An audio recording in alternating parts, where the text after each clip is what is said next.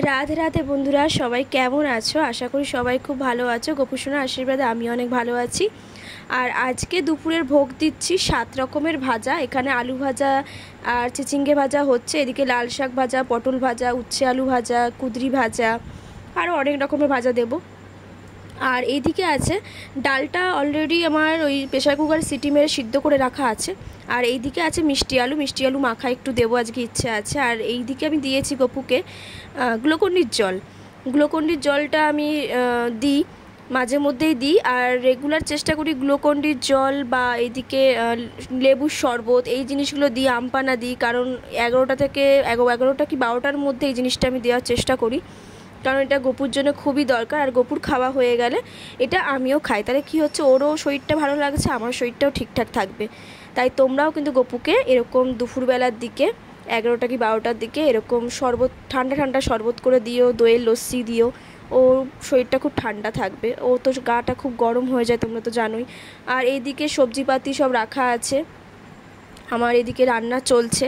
আর আমি চট করে না নিচে চলে গেছিলাম, দেখছি আইসক্রিমওয়ালা এসছে, তো আমি ভাবলাম গপুর জন্য একটা এরকম আইসক্রিম নেওয়া যাক। এই আইসক্রিমগুলো খুব টেস্টি হয়, তো একটু হট করে দিয়ে দিলাম। তারপরে আমি গুপলাইয়ের জন্য ভোগ নিয়ে চলে এসেছি। তোমরা দেখতেই পাচ্ছ কত রকমের ভাজা দিয়েছি, এদিকে আম দিয়েছি, লিচু দিয়েছি, ডাল রেখেছি, জল দিয়েছি, আর সাথে একটু ঠান্ডা ঠান্ডা মিষ্টি দই দিয়েছি। আমি তো আগেও বলেছি যে ভাত পাতে আমি রেগুলার চেষ্টা করি একটু ল্যাংচা, একটু সন্দেশ বা একটু দই দেওয়ার চেষ্টা করি, বা একটু বোঁদে দেওয়ার চেষ্টা করি। এটা আমার রোজ ভোগের মধ্যে থাকে রেগুলারলি। আর এখন গপুকে এই সব রকমের খাবারটা আস্তে আস্তে খাইয়ে দেবো, সেটার ভিডিও তো দেখাচ্ছি না, অনেকটাই লং ভিডিও হয়ে যাবে। অনেকে আমাকে বলেছিলে, দিদি তোমার লাইফস্টাইলটা দেখাও, তুমি গপুকে কি একা একা সেবা করো? তুমি কি গপুর রান্না একাই করো? বাসন কোসন কি সব একাই মাজো? তুমি কি কি করো একটু বলো। বিশ্বাস করো, এইভাবে না টাইম হয় না করার, কারণ টাইম অনুযায়ী গপুকে খেতে দেয়া করতে হয়। তো এদিকে এই যে বাসন দেখছো, এগুলো সব মাজবো। আজকে বাসনটা না অনেক কমই আছে, মানে আমার কাছে অনেক কম, এর থেকেও অনেক বেশি বাসন আমি মাজি। সব বাসন মেজে এখন রাখাও হয়ে গেছে। সত্যি কথা বলতে হেল্পিং হ্যান্ড আমার কিছু নেই, রেগুলার আমাকে এই একাই সবটা করতে হয়, রান্না করা, বাসন মাজা, গপুকে দেখভাল করে রাখা, সেটাই আমার কর্তব্য, কারণ ও তো আমার ছোট্ট ছেলে। আর যদি কখনো অনেক অনেক রান্না হয়, যেমন জন্মাষ্টমীর রান্না, তখন বলতে হয় যে একটু মা বাবাকে বা আরও একজন আছে তাকে যে একটু সবজি কেটে দিতে বা পায়েস করে দিতে, এইরকম। বাট রেগুলার বলতে গেলে আমাকে করতে হয়, এটা আমারই কর্তব্য, যদিও এটা বলার কিছুই নেই। আর এদিকে ঠাকুরঘরটা মুছে দেবো ভালো করে। আর এদিকে সবজি যে জায়গাটা আছে, এটাকে ফ্রিজের মধ্যে রাখবো।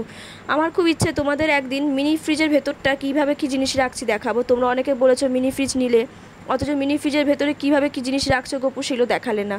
একদিন টাইম করে অবশ্যই দেখাবো।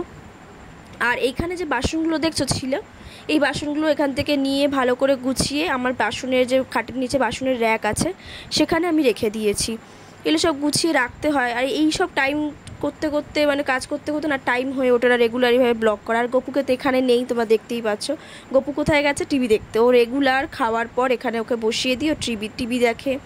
সবসময় আমি চেষ্টা করি দুপুরবেলা খাওয়ানোর পর ওকে একটু ফল দেওয়ার। আজকে আম আর লিচু দিয়েছি, খাওয়ার সময় একটু আম লিচু দিয়েছিলাম, যেহেতু আম লিচুর সিজন এটা, এখনই তো আম লিচু খাবে, এরপর তো আর পাওয়া যাবে না, এরপর কাঁঠাল আসবে। আর গায়ে একটু ভিজা গামছা দিয়েছি, কারণ খুব গরম হয়ে গেছে ওর গাটা। আজকে না খুব গরম পড়েছে, মানে এত পরিমাণ ঘামছি।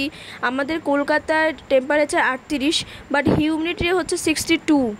যেখানে 38 বা 38 হচ্ছে আমাদের গরম, সেখানে 62 হিউমিডিটি, মানে বুঝতেই পারছো যে কতটা গরম, বা কতটা গরমের থেকেও বেশি ঘাম হচ্ছে। আমি তো পুরো ঘেমে স্নান, আমার গোটা একটা জামা, রান্না করতে, বাসন মাজতে, গপুকে মানে ঠিকঠাক করে খাওয়াতে, এই টাইমটা আমি এত পরিমাণ ভিজে গেছি, দেখলে মনে হবে আমি স্নান করেছি।